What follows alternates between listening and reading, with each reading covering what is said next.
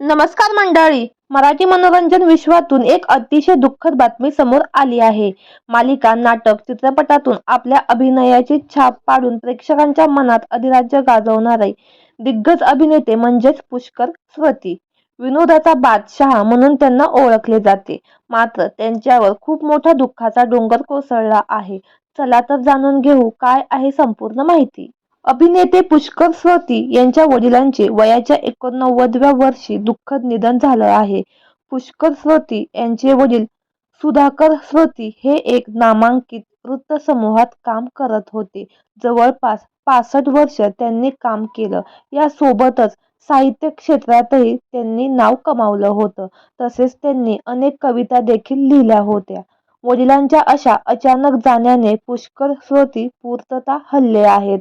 पुष्करच्या कामाबद्दल बोलायचं झालं तर घाबरायचं नाही, लाभले आम्हास भाग्य, अ पेईंग गोष्ट ही त्यांची काही गाजलेली नाटकं आहेत.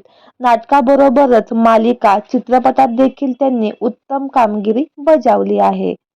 तर मंडळी, आपल्या चॅनेलच्या परिवारातर्फे पुष्कर श्रोती यांच्या वडिलास भावपूर्ण श्रद्धांजली.